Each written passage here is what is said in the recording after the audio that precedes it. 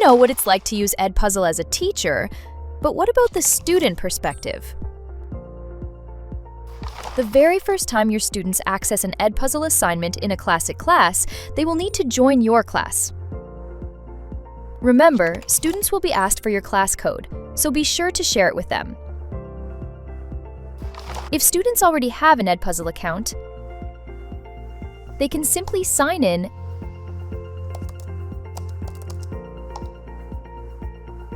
and use your class code to join the class.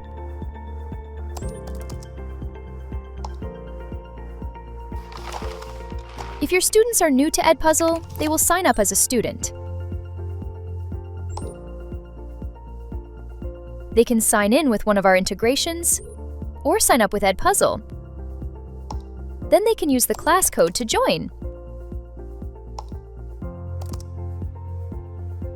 Now that students are signed in and viewing your class, they can see the lessons you have assigned.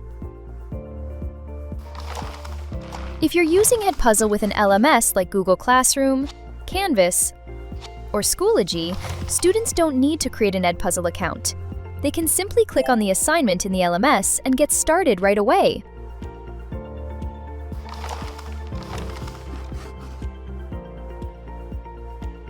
Next, let's see what it's like to experience a video lesson as a student. Skipping ahead has been disabled on this lesson, so the student will need to watch the entire video.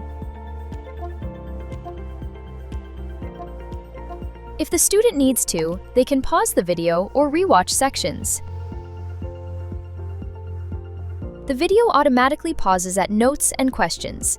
Here's a multiple choice question. After the student answers it, they'll receive immediate feedback. An open-ended question offers the opportunity to type an answer or record an audio response. It's easy. And as soon as they finish the lesson, students can view their results. Multiple choice questions are graded automatically, and feedback for open-ended questions will be available after they're graded by the teacher, either manually or using Teacher Assist. Now, let's take a look at Edpuzzle's quizzes and experience a quiz from the student seat.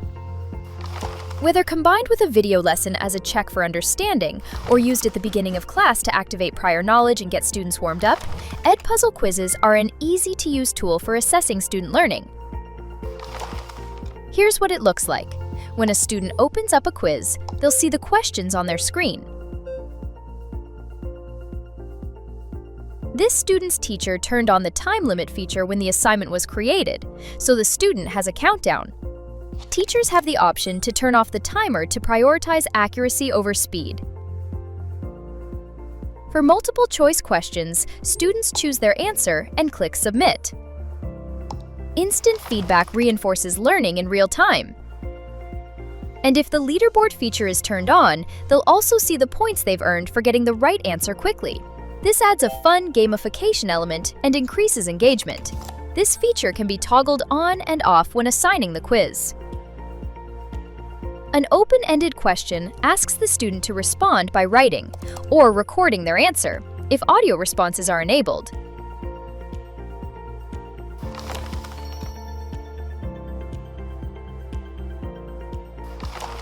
Finally, let's watch what happens when a student accesses an Edpuzzle Slides assignment. Students can view each slide in the deck and answer questions as they appear on screen. This turns a passive learning experience into an interactive and engaging one. Just like quizzes, Edpuzzle Slides can include a countdown timer that lets students know when their time is limited and when it's up. The teacher can toggle this feature on and off.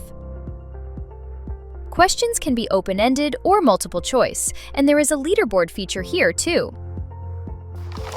Slides can be part of a lesson that students complete on their own, at their own pace.